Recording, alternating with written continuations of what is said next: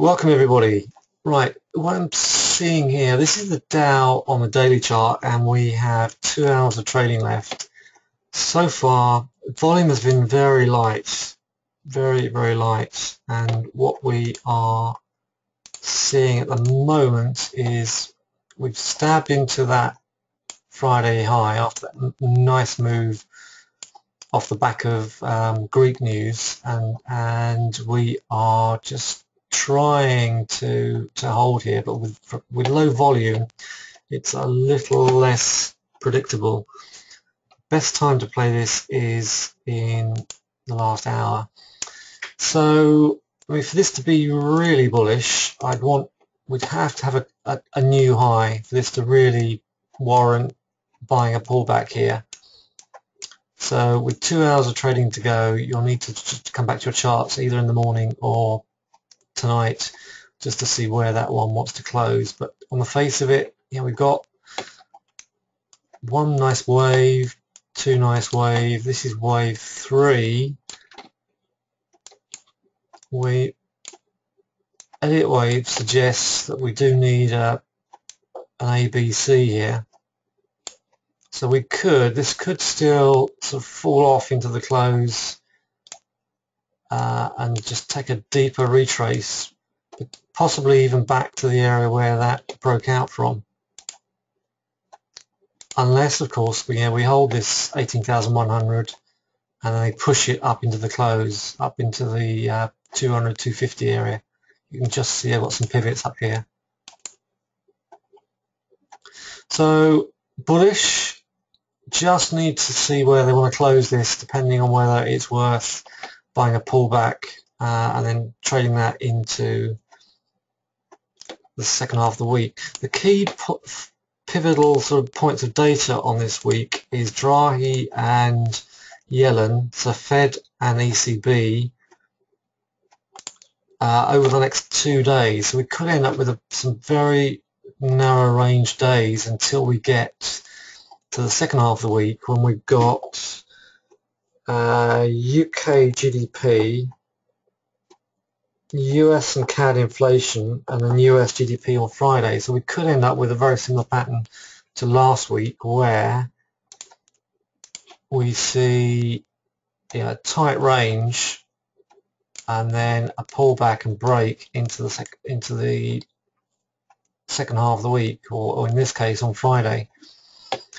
So just be a little cautious out there, and particularly in terms of your position size, and don't load the boat up when you are very close to the highs. I've seen a lot of action on oil today, so let's review what has happened with oil. We are into a very interesting area here. 49.25 is a very interesting area. If we just almost got pit close here, 20 minutes into the pit close, and we had a big violent move on the back of some IMF announcement and OPEC announcement. OPEC are setting up an emergency meeting, I think. So what have we done? We've done a boomerang right back to the breakout area. This is absolutely typical. It's, they've sucked a lot of people in with a big move. They've sucked people in here, probably at various stages of on the way down. People have tried to buy longs, and of course they just dragged it right back down to the actual breakout area here, which is why you shouldn't chase markets, because these markets have got a healthy habit of returning to whence they came from. Okay, it's a nice clean move with 20 minutes to go. Now that breakout area might well have got bought with certainly seem to be some speculators going in there, well, not speculators, traders going in there at that level to see if they can at least get a 49.50 move. RSI, this is a 5-minute chart, so RSI is in the midway, and it's always riskier going into a chart when your RSI is not coming off the bottom. It always means you're potentially going in midway on that one. Right, let's stick to the bigger picture. So for me to get very bullish on oil, I'd want to see this at least close here, and tomorrow hold 49 and potentially push into 50 and hold 50. Quite likely we could come right the way down to 47.50. But overall, in a box like this, I would expect the bottom of the box to be tested. Assuming this is going to be bullish, I expect the bottom of the box to be tested, then for us to start into the middle of the week to close at 50, when we obviously got the invents. And then if that is going to hold, I'd want to buy a dip, ideally around the 49, 49.50, and then see if that can retest 55. So no swing trades here at the moment. Be very cautious on the day trading. The trend is definitely down, being under that 50 EMA, but we've just come into a lot of resistance in a very critical area that could see us move sideways or dip before we get a push back up. In the meantime, we are firmly in the downtrend. While we're on the subject of commodities, let's look at gold.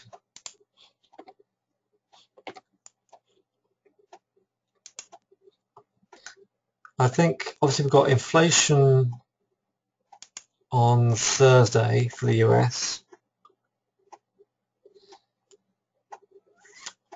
We have a critical area down here at 1190, 1180.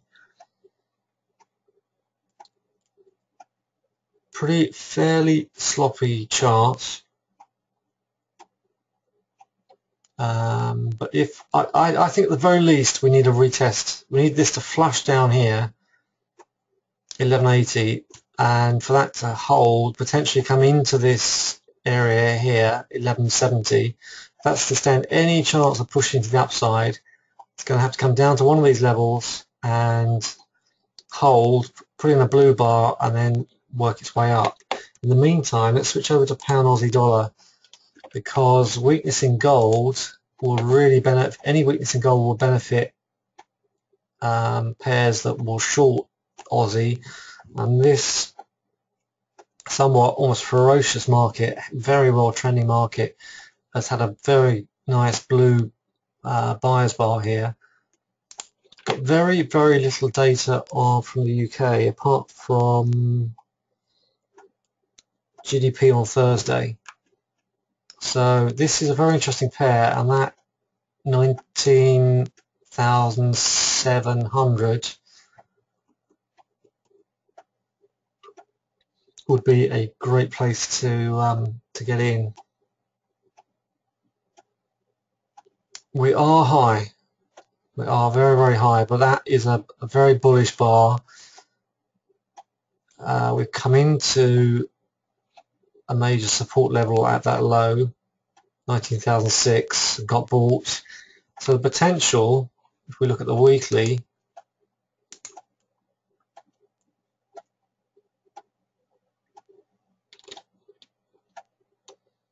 so the weekly is high. We had 4 really strong weeks, a pullback last week, and here we are just at a critical 19.8 again. So that's tough. If you are going to get in that, you'll need to be very careful. The low of the daily is the 21 EMA. That's the first time we tested the 21 EMA since the 23rd of January. That shows you just how bullish that one is. So it's bullish, but you are effectively buying high, so just be careful. But I think this has got the potential to go to the 161. I think this has got the potential to do, so we have tested 200 before. At some stage in the next coming weeks and possibly months, I think we could see 205.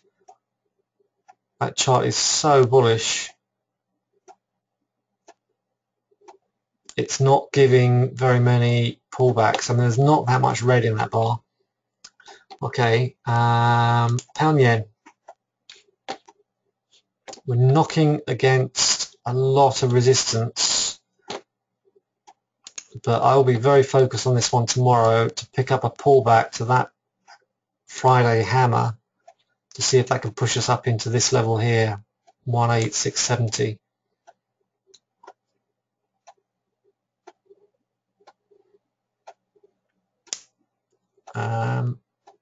So I think that could be, I'm very bullish the pound.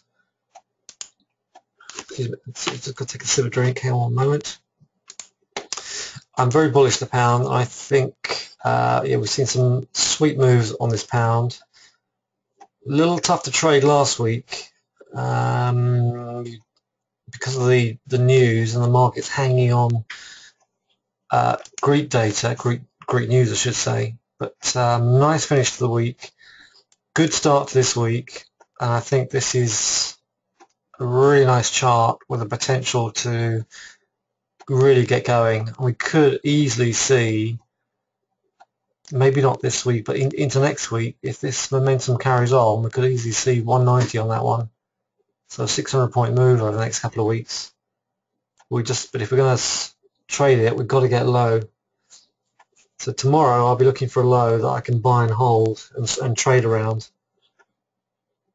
And what I would do is I would try and get entry here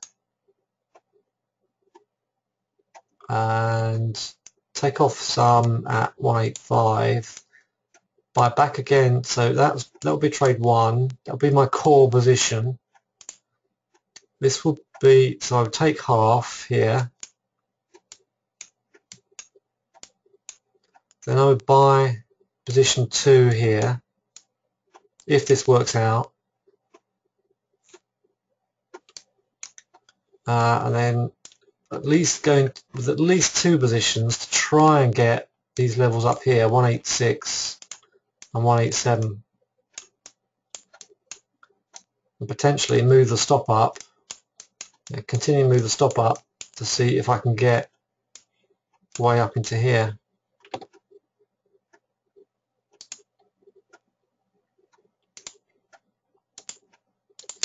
So I like that chart a lot. Let's look at the pound US.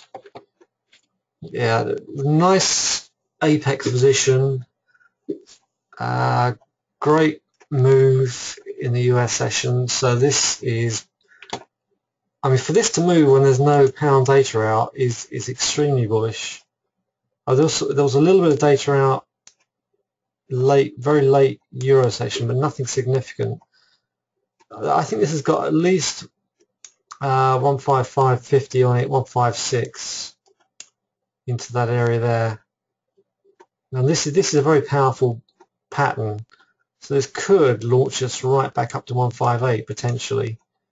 What might happen is we'll bump into that area there, come back for support here, and then wind our way up to 185 and potentially 160.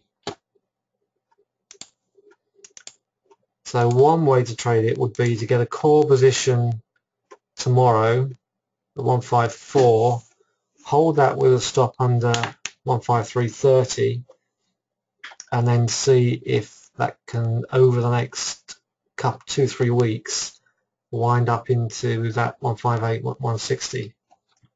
Right, any questions, shout out, otherwise I'll just rattle through a couple of others. Like I said, I don't want to take a lot of time tonight. Let's get away from the charts to some extent. Euro US, just one big box.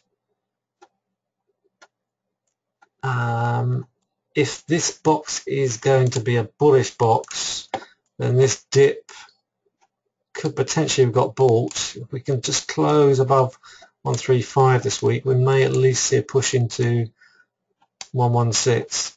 So I think I said 135. I meant 115.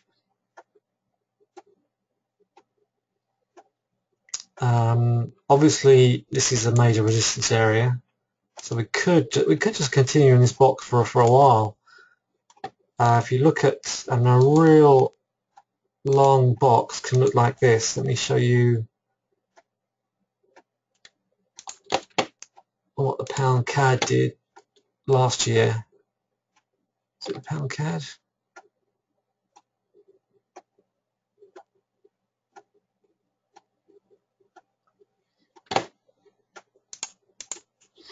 Yeah, if you look at that, I mean this is what you call a box. And Forex unfortunately has a habit of doing this.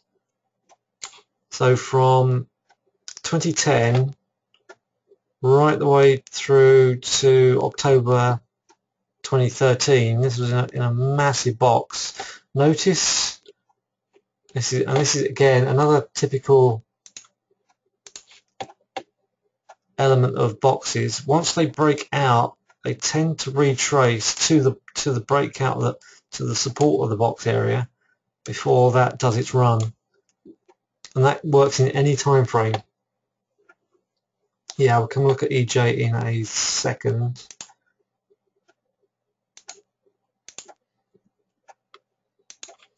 But it shows you just how bullish the pound is. I mean, any kind of pullbacks, and they are just all over the pound.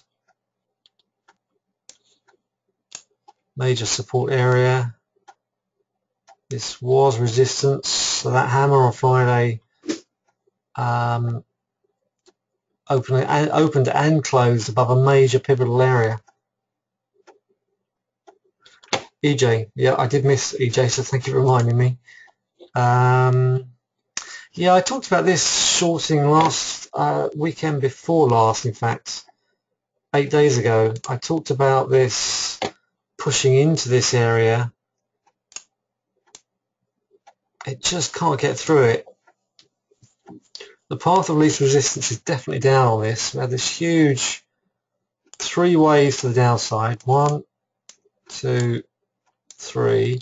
So far this is an A wave, had a bit of a B wave, so the C wave will take us potentially back again, and the D wave can be the most powerful wave, where they literally capitulate and get out. So one way to trade this one would be to just try and get high. I think I will set an alert on this one at that level and try and get short up there at 135.50.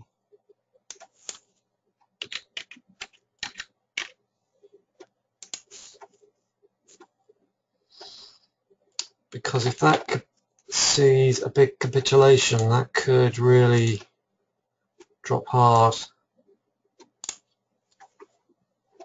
I think this is obviously close above that. And bear in mind we've got Drahi and Yellen speaking of the next 2 days, so we could see. I'm sort of repeating myself, but I think it's worth repeating. I think we could see, a lot of chopping here, and then get direction. Maybe Wednesday. It may take right up until Wednesday before we get real direction out of that. What else? Let's have a look at Aussie US.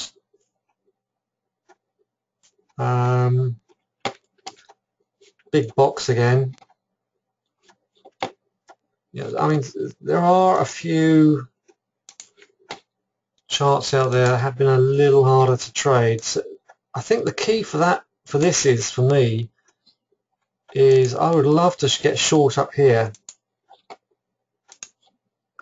I think that's going to go to 78.92 and retest that star from the 28th, at which point I think that may drop. Now it could be it shorts higher at 79.50.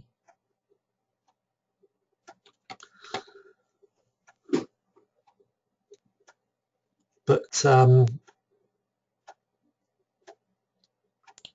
I think it is going to leg down. There is talk of the Aussies reducing rates again, which is what created this leg down in the first place. But it wouldn't be unusual to get out of this box and then poke its way back in and drop. So I think either one of those two levels, those two alerts, could see the next drop. Right. Hang on. My throat's getting a bit dry, but let me carry on. US dollar CAD. There's not that many forex charts I want to look at here at the moment. I talked about that. I've marked this area up. And again, yeah, could be in for a rocky couple of days, could be in for a sideways couple of days before that shows its hand. It's very bullish from the point of view that this 50 EMA, all testers 50 EMA are getting bought, and this 50 EMA has got a very, very bullish look about it. I think as the 50 EMA comes up here, I think the US dollar CAD could come down and meet it and then go. So it's a question of where it's potentially going to meet it. I think it'll either meet it at 123.50 or a full 123 pullback. So I would stay tuned for that and not trade it until that's done that. Hi Oliver, good to see you. Covered quite a lot of ground, so I'll make sure you get the video of this. But the main message is with Drahi and Yellen speaking in the next couple of days, we could be in for a couple of days of chop. The Dow is very, very low volume. The trouble is with low volume days like this, you can get it can look almost dead and then just squirt, just get a violent push in one direction or the other. And so got to watch out for that. One thing I will do is with the room, while I've got a few of you in the room here, the room will at the moment we'll stick to this pattern of staying out of the markets, or not doing too much in the room on the Monday.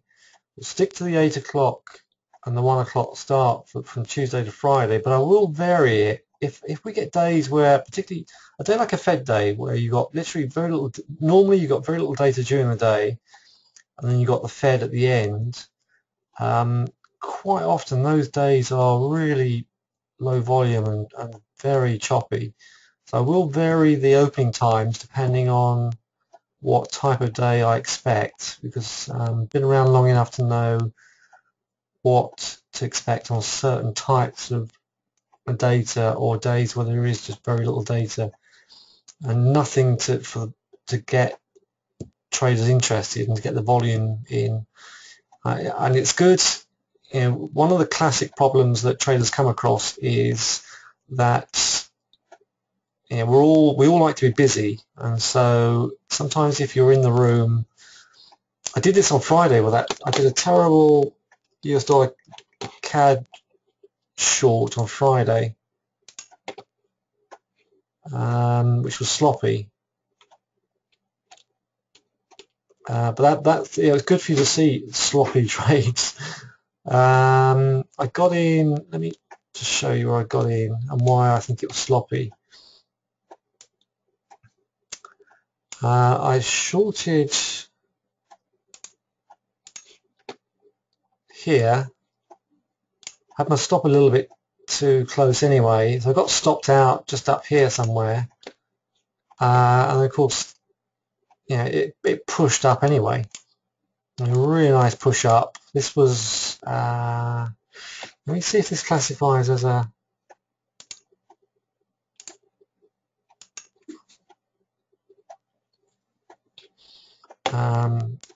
A data trade move. A data trade move for me is to wait 45 minutes. Yeah, this was actually a long. According to my data criteria, this was actually a long. Initial thrust is here. 45 minutes past the news, it holds this. So I was actually, for me, it's a counter trend trade in terms of my data trade setup, because I would normally wait 15 minutes and trade it in the direction from whence it came. But you know, it held this area here, and so the chances of that selling were pretty small.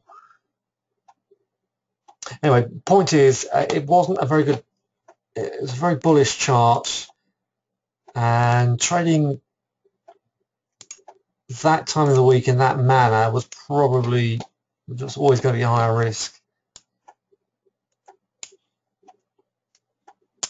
So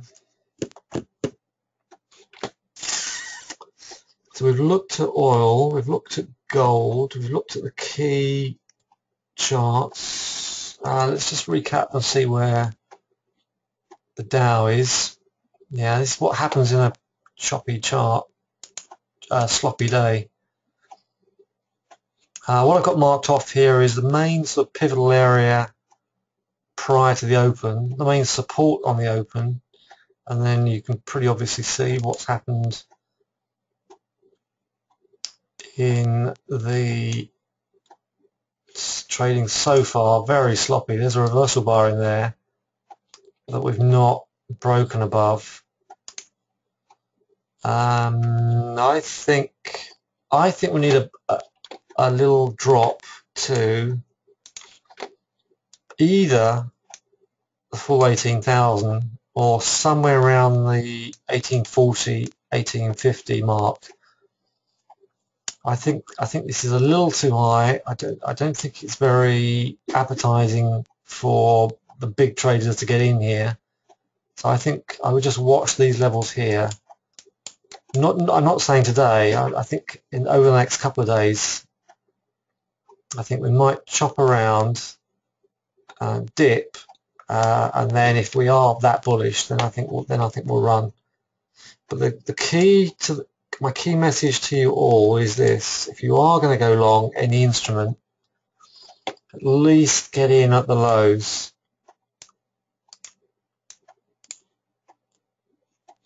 And let's look at what happened last week.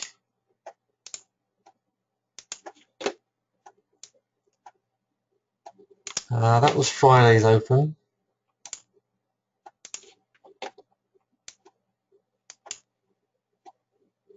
So this is you know, obviously the room opens at 1. That's 2, sorry, isn't it? At 1 here.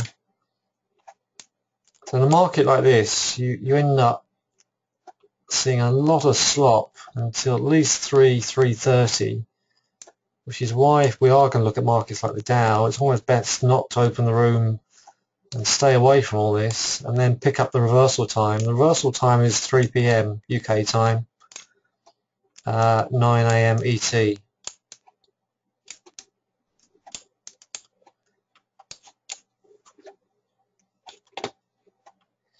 That's the thing I need to be cautious of in the room, is not trying to engage the market when I know, just because I've got a room full of people who want to see some trades, when I know it's potentially sloppy time. Let's go back to, that looks, if that's China, we're coming to that a pivotal area again. Actually, now we're into the session. If I move, this is the sort of session pivotal area, because that bar there gave us a break up into this area here. So all we've done is come back and retest it after that breakout.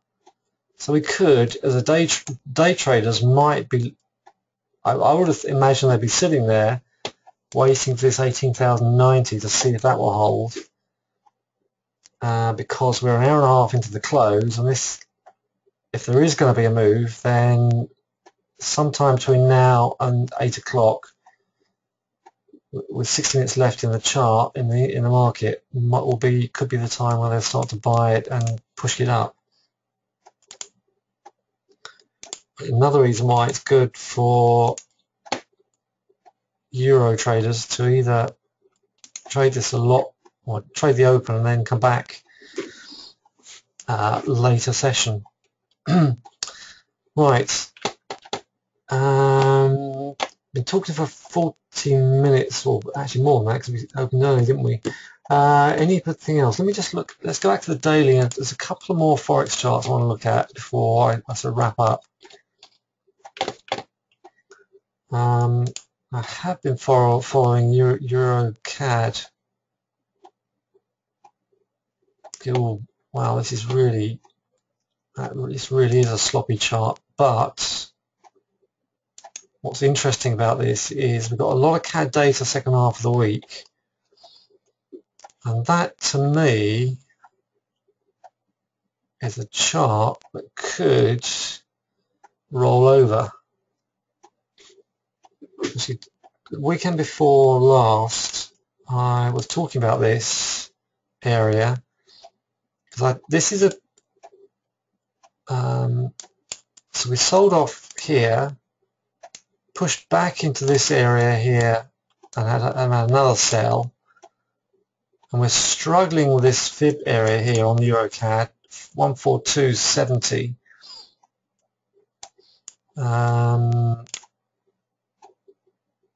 So we could, in the middle of the week, if we start seeing some selling up here and start closing under here, this could drop quite hard. The only thing that's holding this up is weak oil.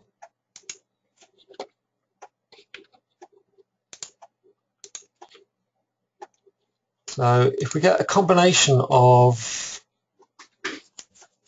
weakness in the euro and strength in the oil, this is a good way to trade oil.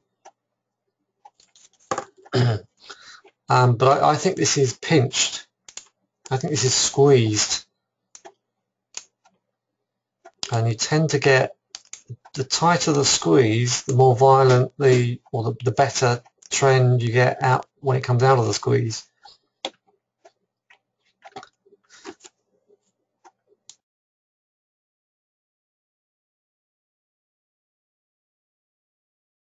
Let's have a vote. I mean, how many people think in the room think this is going to short, and how many think this is going to break up?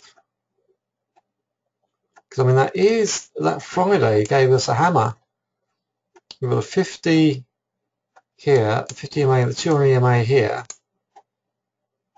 If all we've done so far is dipped it back into this hammer-like bar, so we could close here and run, or I say run, at least push back into that area. Any views, anybody?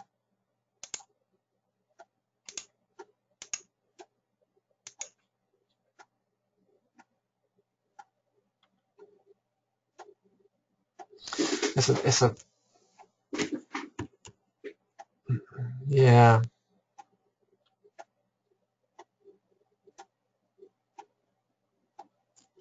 Well worth keeping an eye on that one though, because I was going to say it's a narrow range, but I mean the low was around about the 50 mark, the high was nearly 500, so it's a 350 point range, but it's been in that range ever since February.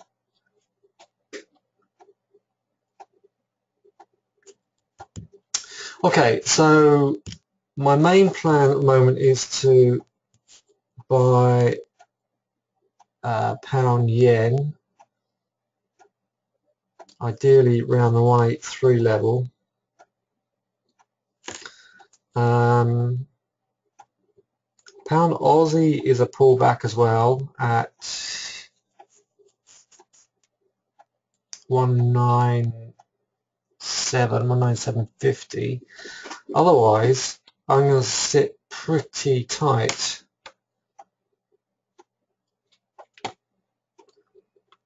interested, and I will be watching oil for potential bounce off the bottom of that 48 level.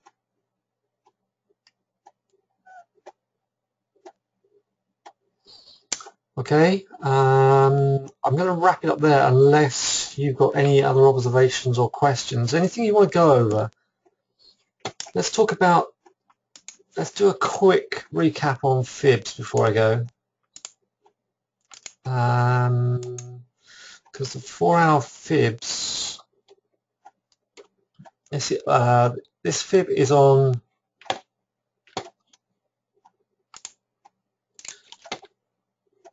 from this was the main few waves here, but we started from rejection of this level here. So my fibs are taken from here down to this low here. So I've traded these moves because they're key pivotal moves. This is coming off the 50, this is coming off the 200, this is coming off the 50, this was also a move just off of the 178.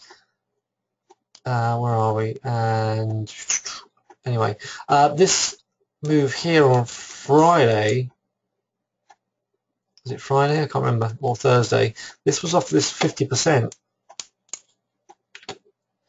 This is why, if you really want to try and look for some of these pivots, look for these turning points. Fibs really tells the story.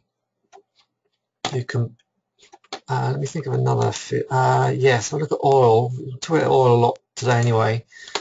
Look at the fib on oil. That's the 4-hour. So we've just been trying to hold this 50%. So if we get an inverted hammer here, we've got a hammer on the last 4-hour bar. We get an inverted hammer here. I call them stopping bars. I think that could see this base and push into 50, 52, 54, 55. You can see, so fibs to me is one of my key tools. So early Feb, this 47.70 held. That's early Feb. This is mid Feb. So that gave a run. That gave a run, and this could potentially give a run if we can just hold here and see where we land. RSI is low. No, RSI wasn't low here. Well, it was lowish, but it wasn't extreme. The difference between here 1, 2, and 3 is we are much lower RSI down here, which I find more tempting. Buying higher RSI can be, it is always slightly lower probability. So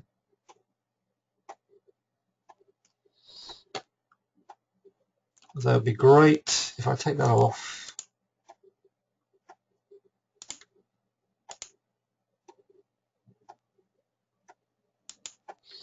It'd be great to see a move down here into 48.